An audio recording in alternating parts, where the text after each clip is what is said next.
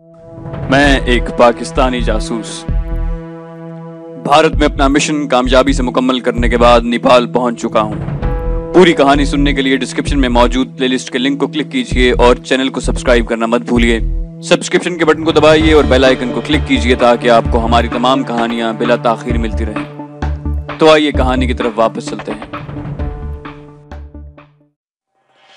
नेपाल पहुंचने के बाद मैं पाकिस्तानी सफीर से मिला, जिसने मुझे बताया कि कल मुझे अपने असाइन किए गए मिशन के मुतालिक मुकम्मल मालूमात फराहम कर दी जाएगी। सफीर साहब मुझे होटल पहुंचाकर चले गए। सेकंड फ्लोर पर मेरे लिए कमरा रिजर्व था। रिसेप्शन पर मैं एंट्री करने लगा तो एंट्री कार्ड पर कमरे के किराए के कॉलम में कमरे का किराया और उसकी अदायगी बजिम्मा पाकिस्तानी सिफारत खाना दर्ज थी। ये पहली गलती थी जो सफीर साहब ने मेरे बारे में की। मैं नेपाल में एक सिविलियन पाकिस्तानी महाजर की हैसियत से दाखिल हुआ था।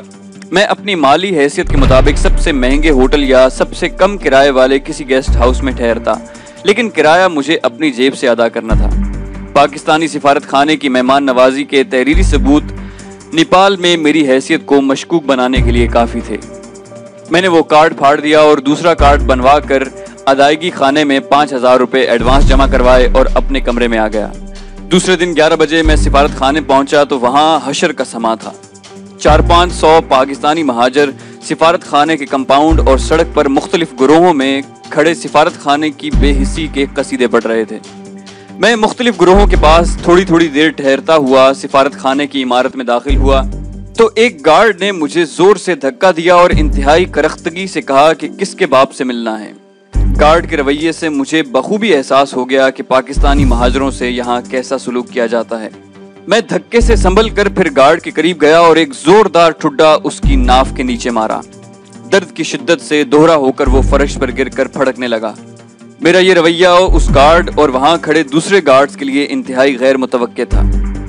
अपनी शक्लो सूरत और कद से ये तीनों मगरबी पाकिस्तानी लगते थे और लुटे पटे बेबस बिहारी पाकिस्तानी महाजरों को बिला वजह जलीलो ख्वार करते थे। गार्ड की बदतमीजी पर उसे ठुड्डा पड़ते देखकर एम्बेसी के अहाते में खड़े सारे लोग मेरे गिर्द जमा हो गए। उनके पशमुर्दा चेहरों पर अचानक इत्मीनान और आसूदगी झलकने से यूं महसूस हो रहा था जैसे उन सब की आरजू और हसरत को मैंने पूरा कर दिया है। मैं एम्बेसी की इमारत में दाखिल हुआ तो दूसरे दोनों गार्ड एक तरफ खामोशी से खड़े हो गए। मैं सीढ़ियां चढ़कर सफीर के पीए के कमरे में गया। उससे बगैर कोई बात किए उसकी टेबल से एक कागज उठाकर उस पर गुज़श्ता रात का मेहमान लिखा और पीए को कहा कि ये चिट सफीर साहब को दे दो। मुलाकाती चिट पर यह अनोखी इबारत पढ़कर पीए कुछ पूछना चाहता था। मैंने गुर्राते हुए खालिस फौजी लहजे में उससे कहा, एनी डाउट, एनी क्वेश्चंस? पीए, जिसके मुतालिक बाद में मालूम हुआ कि वो एम्बेसी का फिरौने सानी था, हकलाते हुए बोला, नो सर, और एम्बेसडर के कमरे में चला गया। 3-4 मिनट के बाद वो वापस आया और दरवाजे में खड़े होकर ही बोला कि आइए सर, एम्बेसडर साहब बुला रहे हैं। एम्बेसडर बड़े तबाक से मिला, खैरियत दरियाफ्त की, अर्दली को कॉफी लाने के लिए कहा और फिर हंसते हुए कहने लगा कि अच्छा किया जो गार्ड की मरम्मत कर दी। अब उसे तमीज आ गई होगी कि किसी मुअज़्ज़ज़ मेहमान के साथ कैसे पेश आना है। मेरे उसके कमरे तक पहुंचने से पहले ही उसे गार्ड वाले वाक़े की इतला मिल चुकी थी। आज सिफारत खाने में मेरा पहला दिन था और मैं नहीं चाहता था कि पहले दिन ही झगड़ा मोल ले लूं। कॉफी पीने के बाद सफीर साहब ने सर बमोहर पैकेट मुझे दे दिया। उसके साथ एक मोहरें लगा लिफाफा भी था। मैंने दोनों की मोहरें चेक करके वसूली की रसीद पर दस्तखत कर दिए। सफीर साहब लिफाफे में खत के मुंदरिजात जानने के ख्वाहिशमंद थे, लेकिन मैंने लिफाफा जेब में रख लिया और पूछा कि डाक किस रोज पाकिस्तान जाती है और कब आती है। फिर जैसे अचानक कुछ याद आ गया, मैंने सफीर से पूछा कि आपने ये क्या गजब कर दिया जो होटल के किराए और दूसरे बिलों की अदायगी सिफारत खाने के जिम्मे लिखवा दी।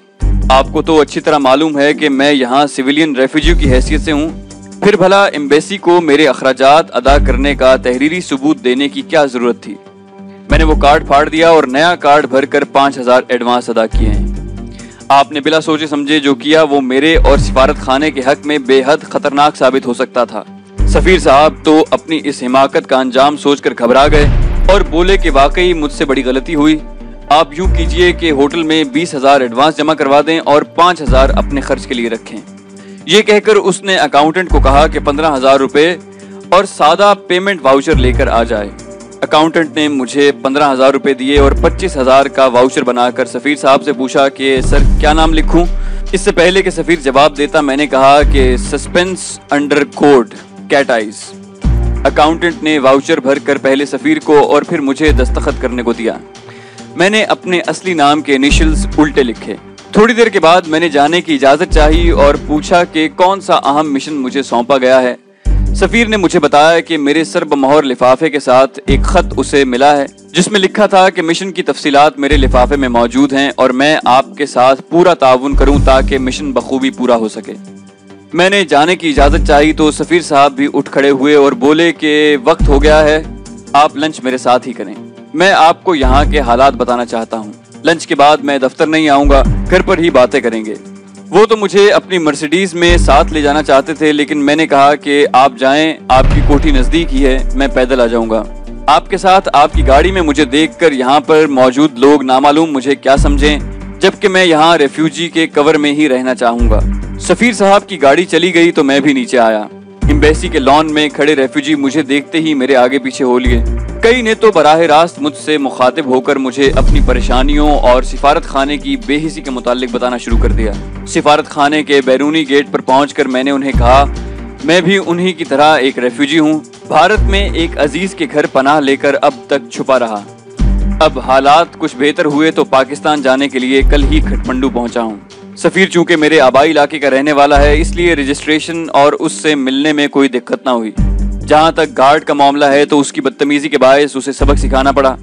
ویسے کچھ قصور آپ لوگوں کا بھی ہے جو سفارتی عملے کو اتنا سر چڑھا کر رکھا ہے، ورنہ سفارت خانے کی چار دیواری کے اندر نیپال نہیں بلکہ پاکستان ہے۔ یہاں پاکستان کا قانون ہے اور سارا سفارتی عملہ آپ کے ہم وطن اور آپ کی خدمت کے لیے ہے۔ اب یہ آپ پر منحصر ہے کہ آپ اس عملے کو اپنا حاکم سمجھیں یا ان کی اصل حقیقت بتا کر ان سے کام لیں۔ میری اس گفتگو کا شاید ہی کسی پر اثر ہوا ہو۔ پے در پے مصائب اور مشکلات کا شکار یہ ریفیوجی ہزاروں عزیزوں کی قربانی دے کر جب نیپال پہنچے تو ان سے جو سلوک کیا جا رہا تھا اس کے باعث وہ بے جان اور بے حس ہو چکے تھے۔ ان کے لبوں سے شکایتی الفاظ بھی سہمے سہمے سے نکلتے تھے۔ میں نے انہیں دلاسا اور حوصلہ دیا اور ہر ممکن مدد کرنے کا وعدہ کر کے ایمبیسیڈر کے گھر چلا گیا۔ کھانا حسب معمول پرتکلف تھا۔ کھانے کے بعد ہم ڈرائنگ روم میں آ گئے۔ سفیر صاحب نے بتایا کہ کھٹمنڈو میں سکوت ڈھاکہ کے وقت پاکستانی ایمبیسیڈر بنگالی تھا، وہ ڈیفیکٹو ہو گیا۔ اس نے پاکستانی سفارت خانے پر بنگلہ دیش کا جھنڈا لگا دیا اور سفارت خانے کے مغربی پاکستانی تمام ملازمین نکال باہر کیے۔ پاکستان کے دنیا بھر کے سفارت خانوں میں پاکستانی وزارت خارجہ اور دوسرے سفارت خانوں سے ٹرانسمیٹر پر رابطے کے لیے ایک ہی کوڈ استعمال ہوتا ہے، اور کوڈ ٹوٹ جانے کی صورت میں سٹینڈ بائی کے طور پر ایک دوسرا کوڈ ہر سفارت خانے میں موجود رہتا ہے۔ بنگالی ڈیفیکٹر سفیر نے دونوں کوڈ بکس بھی اپنے قبضے میں کر لیے اور دنیا بھر میں پاکستان کے سفارتی راز کھلی کتاب بن گئے۔ مغربی پاکستانی عملے نے قسمہ پرسی کی حالت میں ایک کوٹھی کرائے پر لے کر اپنا سفارت خانہ قائم کیا اور کئی مہینوں بعد پاکستان نے انہیں نئے ٹرانسمیٹر سیٹ اور نئے کوڈ بکس فراہم کیے، بلکہ دنیا بھر میں تمام سفارت خانوں کو پرانی کوڈ اور ڈی کوڈ بکس ضائع کر کے نئی کوڈ بکس دے دی گئی، جہاں پاکستان سے نیا عملہ بھیجا گیا۔ اس دوران بنگلہ دیش سے پاکستان جانے کے خواہش مند مہاجروں کا ایک سیلاب آ گیا۔ یو این او نے پاکستانی مہاجروں کے لیے دنیا کی سب سے چھوٹی فضائی کمپنی افغان ایئر کے چند چھوٹے جہاز چارٹر کیے۔ اس وقت افغانستان کے بھارت سے بہت قریبی روابط تھے، اس لیے افغان ایئر کے جہاز جان بوجھ کر تیل لینے کے عذر کر کے دلی میں اترتے تھے، جہاں بھارتی ڈی ایم آئی اور سی بی آئی والے جہاز کے اندر جا کر مہاجروں کو چیک کرتے اور کسی پر ذرا سا بھی شک پڑنے پر اسے پاکستانی فوجی کہہ کر اتار لیتے۔ سردیوں کے 5 مہینے تو برف باری کا عذر کر کے جہاز اترتے ہی نہیں۔ اس کے علاوہ شیڈیول کے مطابق ہفتے میں ایک بار آنے کی بجائے افغان ایئر کے جہاز تکنیکی خرابیوں کا بہانہ بنا کر مہینوں نہیں آتے اور جہاز میں سیٹوں کی تعداد سے صرف نصف تعداد میں مسافر لے کر پرواز کرتے۔ اس بارے میں ان کا کہنا ہے کہ رن وے کے اطراف پہاڑوں کی وجہ سے وہ مقررہ لوڈ سے نصف لوڈ لے کر ہی پرواز کر سکتے ہیں۔ ان کا یہ عذر بھی بالکل بے معنی ہے کیونکہ دوسرے جہاز فل لوڈ کے ساتھ پرواز کرتے ہیں۔ ایسی ہی وجوہات کی بنا پر نیپال میں پاکستانی مہاجروں کی تعداد بڑھتی جا رہی ہے اور ہمارا سفارت خانہ اپنے محدود وسائل کی وجہ سے ان مہاجروں کی توقعات پر پورا نہیں اترتا۔ سفیر صاحب نے ایسی ہی کچھ تفصیلات بتا کر مجھے پھر لفافہ کھولنے کا کہا۔ तुअन व करहन मैंने लिफाफा खोला तो उसमें एक बड़े सफेद कागज की पेशानी पर अंग्रेजी में सिर्फ 2 टाइप शुदा सतरें थीं। Congratulations on your arrival in Nepal. We hope that you have not forgotten your training. मैंने एक कागज सफीर साहब के हाथ में दे दिया। वो भी ये 2 सतरें देखकर हैरान हो गया कि इनमें ऐसी क्या बात थी जो लिफाफा 4 जगहों पर लाख की मोहरें लगाकर भेजा गया। मैं ये पढ़ते ही इस कागज की अहमियत समझ चुका था। कागज वापस लेकर मैंने हिफाजत से जेब में रख लिया और थोड़ी देर बाद सिफारत खाने से इजाजत लेकर होटल चला आया। होटल पहुंचकर मैंने कमरे में लगे हीटर से कागज को गर्मी पहुंचाई तो दोनों तरफ हुरूफ उभरने लगे। चंद मिनट में ही खुफिया रोशनाई से लिखा हुआ खत का मुकम्मल मजमून मेरे सामने था। उस खत में मुझे हिदायत की गई थी कि सिफारत खाने की आला कारकर्दगी की तफसीलन छानबीन करूं और मुफस्सल रिपोर्ट भेजूं। मुझे जो मिशन सौंपा गया था उसके मुतालिक मुख्तसरन अर्ज करता हूं कि भारत ने अपने तरबियत याफ्ता एजेंट महाजरों के भेस में नेपाल भेज दिए थे, जिनमें से कई पाकिस्तान पहुंचकर तकरीबाना कार्रवाइयां कर रहे थे। मुझे नेपाल में इन भारतीय एजेंटों का पता चलाना और गैर महसूस तरीके से उन्हें एम्बेसी के जरिए जल्द से जल्द पाकिस्तान भेजना और उनके तफसीली कवायद पाकिस्तान बजरिए डाक या इमरजेंसी की सूरत में ट्रांसमिट करवाने थे। खत में लिखा था कि ट्रांसमीटर ऑपरेटर जो कोड और डीकोड भी करता है हमारे महकमे का ही आदमी है और मैं उस पर पूरा भरोसा कर सकता हूँ।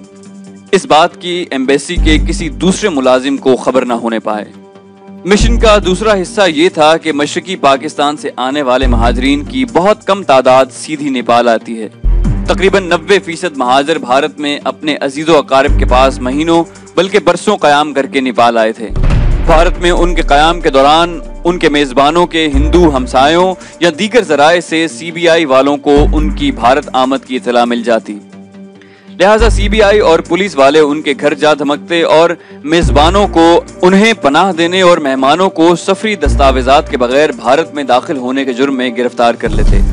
बिलाखिर फैसला ये होता था कि भारतीय मेजबान ये जुर्म लिखकर कबूल करें कि उन्होंने दुश्मन मुल्क के शहरियों को बगैर सफरी दस्तावेजात के जानते बूझते गैर कानूनी पनाह दी है, और मेहमानों को इस बात पर मजबूर किया जाता कि वो पाकिस्तान पहुंचकर भारत को मतलूबा इत्तलात अपने मेजबानों के तवस्सुत से पहुंचाएंगे या पाकिस्तान में भारतीय एजेंटों को ड्रॉप के जरिए मतलूबा मालूमात देंगे। बसूरत दीगर मेजबानों के तहरीर शुदा इकबाल जुर्म के तहत उन्हें गिरफ्तार कर लिया जाएगा। पाकिस्तान पहुंचने वाले महाजरों की खासी बड़ी तादाद बअमरे मजबूरी ये कभी फेल कर रही थी। पाकिस्तान में ऐसे बहुत से लोग तलाश बसियार के बाद पकड़े गए थे। मेरे जिम्मे ये ड्यूटी लगाई गई कि महाजरों में घुल मिलकर ऐसे लोगों का पता चलाऊं जो इंडिया के प्लांटेड थे और एम्बेसी के जरिए उन्हें जल्द अज जल्द पाकिस्तान भिजवाऊं। नेपाल में तो हुकूमत पाकिस्तान का बस न चलता था, लेकिन लाहौर एयरपोर्ट पर ऐसे प्लांटेड महाजरों के इस्तकबाल के लिए मेरे महकमे के अफराद मौजूद होंगे। मैंने इस खत को अपने सूटकेस में संभाल कर रख लिया ताकि अगर सफीर साहब ताउन से इनकार कर दें तो उन्हें खत का ये हिस्सा दिखला सकूं। अगले रोज मैं फिर सिफारत खाने गया, लेकिन इमारत के अंदर जाने की बजाय लॉन में मौजूद सैकड़ों महाजरों के दरमियान ही घूमता रहा। गुज़श्ता रोज गार्ड की मरम्मत का चर्चा हर एक की जबान पर था। उनमें से बेशतर का ख्याल था कि मुझे पाकिस्तानी हुकूमत ने सिफारत खाने की धांधलियों की इंक्वायरी के लिए भेजा है। मैंने उन्हें दोबारा समझाया कि मैं भी उन्हीं की तरह एक मुहाजिर हूँ। मैंने उनमें से चंद पढ़े लिखे लोगों को चुना और उन्हें कहा कि वो शाम 5 बजे अन्नपूर्णा होटल में मिलें तो हम बाहम सलाह मशवरा करके बेहतरी की कोई तदबीर कर सकते हैं। शाम 5 बजे मैं लॉबी में आया तो उन लोगों के अलावा 30-40 महाजिर होटल के वसी लॉन में खड़े थे। मेरे पूछने पर उन्होंने बताया कि बावजूद 1000 मना करने के ये सब आपसे मिलने चले आए हैं। सर्दी से ठिठुरते मैले कुचैले कपड़ों में मलबूस इन महाजरों को होटल की इंतजामिया लॉबी में भी दाखिल न होने देती थी। निस्बतन बेहतर लिबास में लॉबी में बैठे महाजरों से मैंने पूछा कि क्या कोई ऐसा होटल या रेस्टोरेंट है जहां हम सब चाय पी सकें। उन्होंने बताया कि एक सिख का शेर पंजाब नामी रेस्टोरेंट है, वहां जगह भी काफ़ी है और मालिक महाजर दोस्त भी है।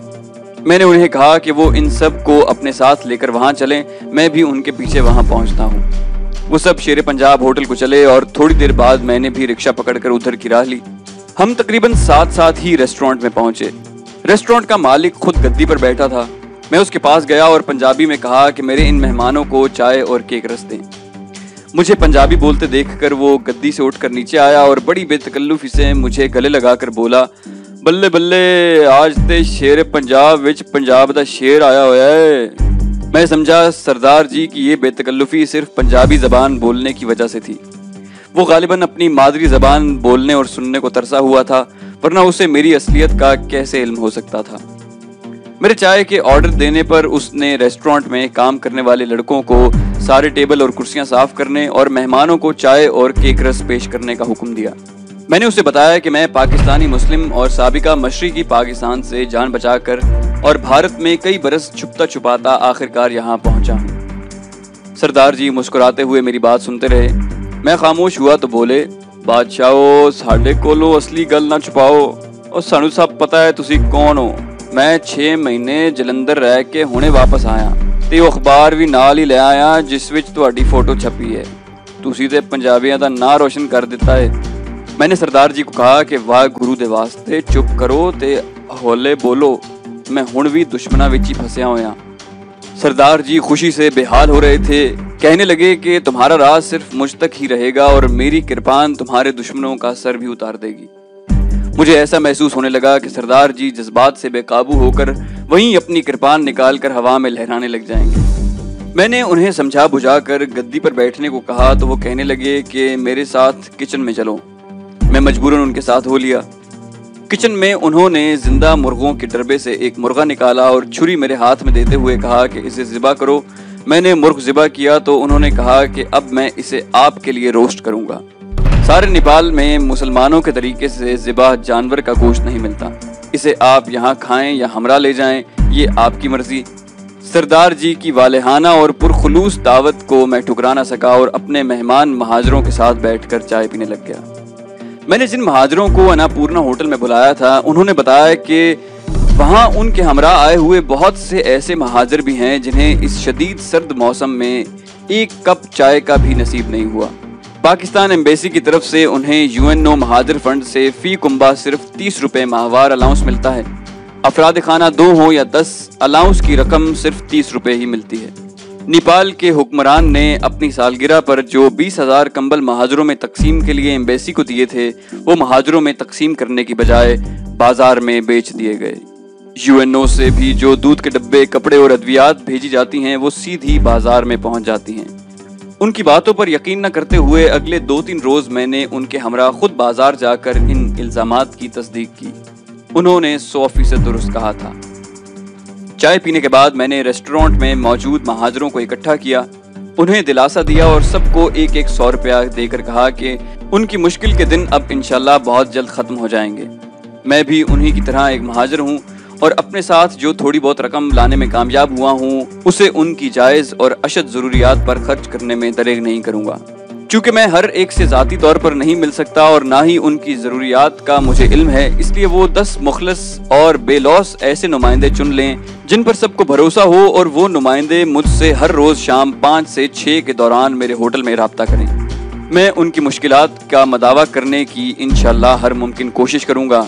मेरी दी हुई मामूली रकम पाकर उनके पशमुर्दा चेहरों पर खुशी, इत्मीनान और उम्मीद की जो रौनक पैदा हुई थी और मुझे जो इत्मीनान कल मिला था उस पर दुनिया भर के खजाने भी हेज थे। इन बातों को बयान करने का मकसद अपनी बड़ाई जताना नहीं बल्कि उन बेकसो बेबस महाजरों की हालत ज़ार बयान करना है। फील्ड मार्शल अयूब खान ने अपने दौरे इक़्तिदार में नेपाल का सरकारी दौरा किया था।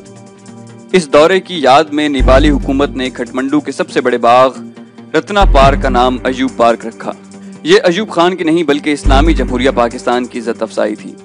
खटमंडू पहुंचने के चंद रोज के बाद मेरी इन गुनाहगार आंखों ने उसी अयूब पार्क में नौखेज पाकिस्तानी महाजर लड़कियों को सिर्फ 5 रुपए और खाने के एवज जिस्म फरोशी पर मजबूर होते देखा। उस वक्त और उसके बाद नेपाल में क़याम के दौरान मैंने ये जिल्लत और रुसवाई दोबारा ना होने दी। लेकिन नेपाल से मेरी वापसी के बाद अयूब पार्क भी वहीं था, बेकसो बेबस महाजर भी वहीं थे और बेहिस सिफारती नुमाइंदे भी वहीं थे। मुझे जो रकम हाजी मस्तान और यूसुफ पटेल ने दी थी उसका बेहतरीन मसरफ मेरी नज़र में इन ज़रूरतमंदों की मदद थी, लेकिन उनकी तादाद और ज़रूरियात के मुकाबले में वो रकम बहुत कम थी। मैंने उसी रात हाजी मस्तान से फ़ोन पर रब्ता किया और उसे उन महाजरों की हालत ज़ार बताकर कहा कि अगर वो और यूसुफ पटेल उनकी मदद करने के ख्वाह हों तो वो दोनों खुद आकर या अपने नुमाइंदे भेजकर उनकी माली इमदाद करें। हाजी मस्तान ने पहले तो मुझसे बखैरियत खटमंडू पहुंचने की इत्तला न देने का शिकवा किया और फिर कहा कि यूसुफ पटेल से बात करके इस कार खैर में शरीक होने का कहूँगा। वो शामिल हो गया तो बहुत बेहतर, वरना परसों मेरा आदमी 30 लाख रुपए आपको होटल में पहुंचा देगा।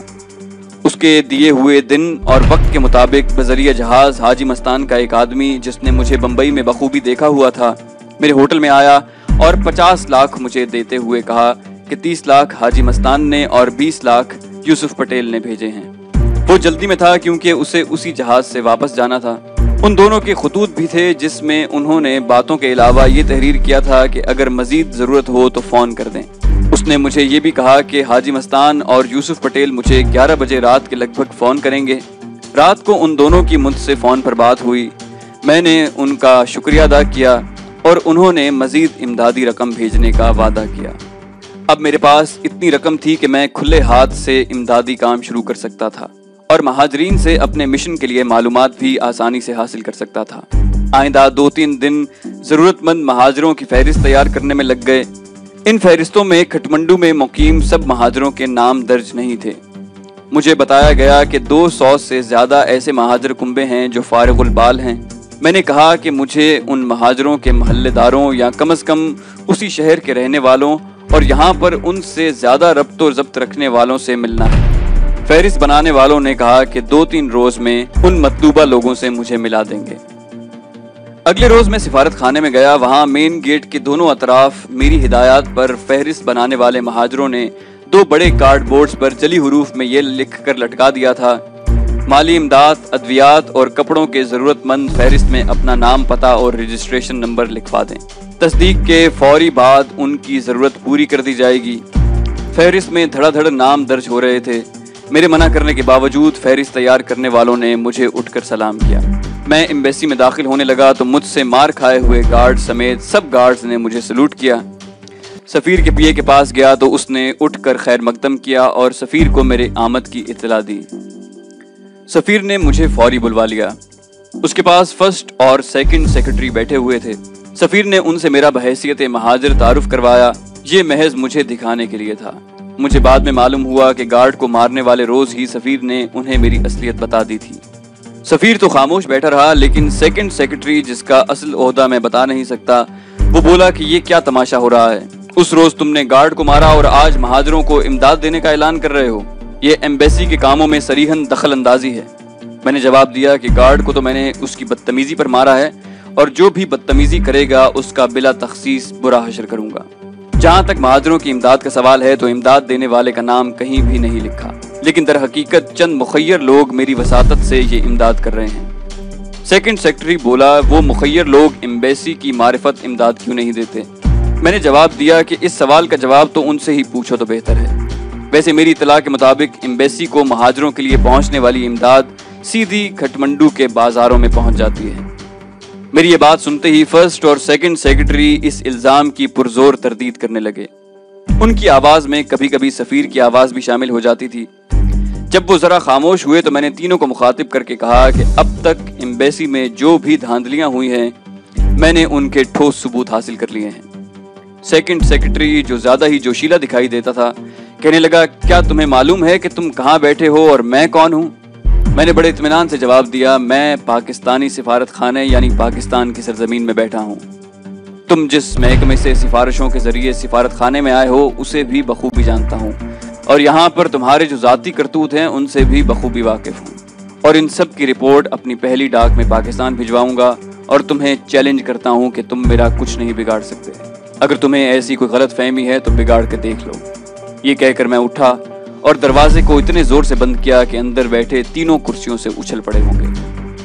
भारत में मुझे मुतासिब और मेरे वतन दुश्मन हिंदुओं से नबर्द आजमा होना पड़ता था, तो नेपाल में भी मेरा वास्ता उनसे पड़ा जो अपने जाती मफाद के लिए मुल्क को दीमक की तरह चाट रहे थे। उन्हें पाकिस्तान के इज्जत वकार से कोई दिलचस्पी थी और ना ही बेकस महाजरों से कोई सरोकार। वो तो उन करगिसों जैसे थे जो नीम मुर्दा जिस्मों को भी भंबोड़ने लगते हैं। मेरे तल्ख रवैये और एम्बेसडर की सियासत के बावजूद या किसी नामालूम वजह से ये दोनों सेक्रेटरी शाम को मेरे होटल पहुंच गए। लॉबी में मुझे मिलने के लिए चंद महाजर भी बैठे थे। मैंने महाजरों को पहले अटेंड किया और करीबन 1 घंटा उनके हमरा रहा। इस दौरान दोनों सेक्रेटरी बार बार अपनी घड़ियां और मुझे महाजरों से महवे गुफ्तगू देखते रहे। मैंने उनके लिए कॉफी भिजवा दी। महाजरों से फारिग होकर मैं उनके पास आया तो दोनों उठकर मुझसे मिले और बगैर वक्त लिए आने की माजरत चाही। किस्सा मुख्तसर, उनके आने की वजह दिन को सफीर के कमरे में होने वाली तल्ख गुफ्तगू को भुला देने और आइंदा मेरे साथ भरपूर ताउन का वादा था। मैंने उन्हें साफ कह दिया कि जहां तक मेरी जात का ताल्लुक है, मैंने ना तो उनके दुरुस्त रवैये को कोई अहमियत दी है और ना ही उसका कोई असर लिया है। जहां तक महाजरों के लिए आने वाले सामान की खुर्द-बुर्द और बाजार में फरोख्तगी का सवाल है, उसके मुताल्लिक तफसीली रिपोर्ट मैंने बहरहाल अपनी डाक में भेजनी है। सामान की फरोख्तगी और महाजरों में तकसीम ना होने के सबूत मेरे पास हैं। अगर आप फौरी तफ्तीश करके खुर्द-बुर्द करने वालों के नाम और अपनी तहकीकाती रिपोर्ट मुझे दे दें तो वो भी मैं अपनी डाक में भेज दूंगा। 2 रोज बाद उन दोनों ने मुझे अपनी तहकीकाती रिपोर्ट और 2 गार्ड्स और चौकीदार के नाम दिए जो उनकी तफ्तीश के मुताबिक सामान बेचने और खुर्द-बुर्द के जिम्मेदार थे। मैंने अपनी तफसीली रिपोर्ट पूरे 1000 महाजरों के दस्तखत और रजिस्ट्रेशन नंबरों के साथ भेजी। साथ ही दोनों सेक्रेटरियों की रिपोर्ट पर अपने कमेंट्स में लिखा कि अगर सिर्फ गार्ड्स और चौकीदार ही चोरी में मुलव्विस थे तो आज से पहले सामान की गुमशुदगी और चोरी की तफ्तीश क्यों नहीं की गई। यूएनओ के खटमंडू के दफ्तर से पाकिस्तानी सिफारत खाने के सामान वसूल करने की रसीद की कॉपी भी मैंने अपनी रिपोर्ट के साथ अटैच कर दी और मैंने अपने कमेंट्स के आखिर में लिखा था कि एक बच्चा भी इस नतीजे पर पहुंच सकता है कि खुर्द-बुर्द में गार्ड्स और चौकीदार नहीं बल्कि ऊपर वाले मुलव्विस हैं। बहरहाल मेरा काम सिर्फ रिपोर्ट करना है, फैसला करना आपका काम है। मैंने रिपोर्ट में 20,000 कंबलों की फरोख्तगी का भी तफसीली जिक्र किया। मैंने अपनी डाक के मखसूस थैले को बंद करके ताला लगाया और उसे अपने सामने सिफारती डाक के थैले में रखवा कर सिफारत खाने में बैठा रहा। जब सिफारत खाने की गाड़ी डाक लेकर एयरपोर्ट जाने लगी तो मैं भी एयरपोर्ट जाने का बहाना करके उसी गाड़ी में एयरपोर्ट जा पहुंचा और अपने सामने डाक कार्गो सेक्शन के हवाले करवाई। भारतीयों से तो खैर की तवक्को ही अबस थी, लेकिन यहाँ अपनों का रवैया देखकर मेरा दम घुटने लगा था।